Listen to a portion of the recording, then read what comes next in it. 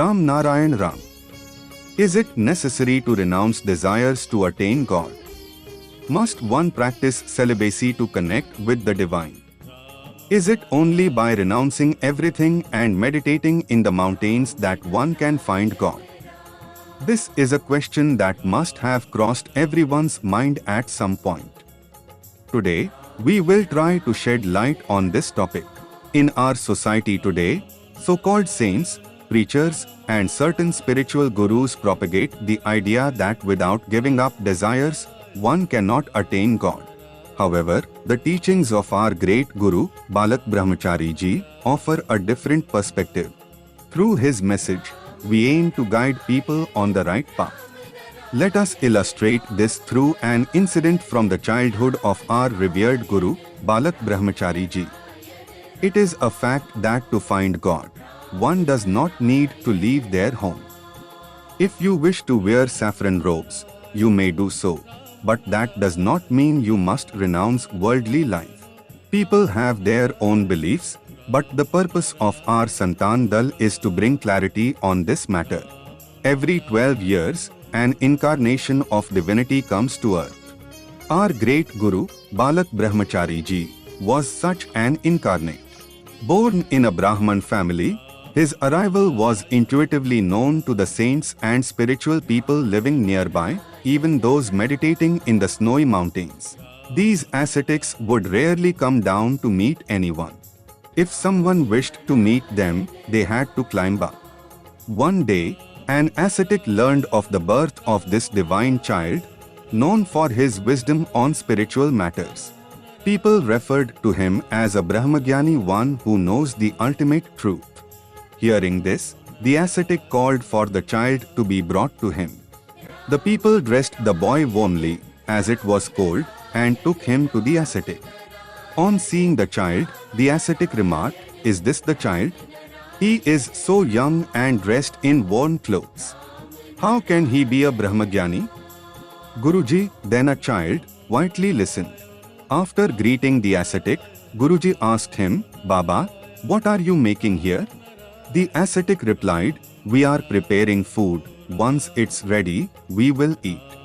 Guruji asked, "Do you enjoy eating food?" The ascetic answered, "Yes, I do." Guruji then questioned, "What else do you do?" The ascetic replied, "We sing hymns and listen to divine music. We control our senses by wearing a loincloth because one cannot connect with God without conquering desires." Guruji responded, "Baba, may I ask you a question? You say you have control over your senses, yet you have covered only one sense organ with a loincloth. When you eat, you enjoy the taste of food.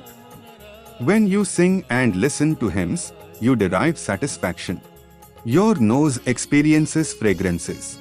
Doesn't this mean all your senses are still active and experiencing gratification? If you truly control one sense, why not control them all?" Guruji explained further, "Baba, our entire body is made of one skin. You may cover one part, but the rest is exposed. The satisfaction you derive from food, hymns, and fragrances is also part of desire. Without desire, the world cannot function.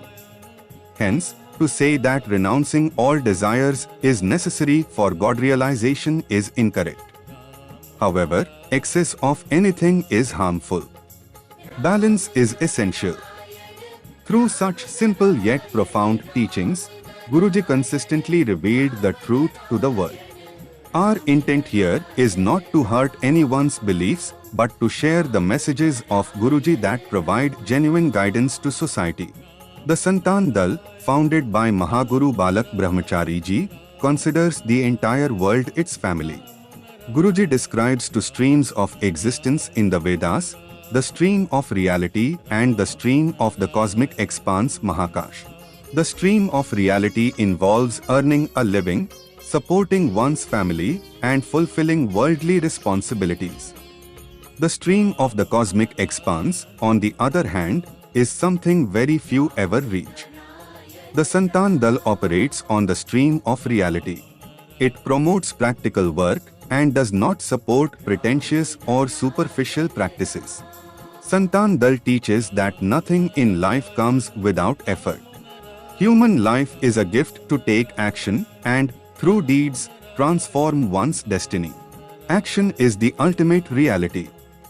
This is what we learn from Ram Narayan Ram. By connecting with the name Ram Narayan Ram, you will realize how life's challenges dissolve and joy and reality seamlessly integrate into your existence. Merely sitting idle and contemplating will not bring meaning to life.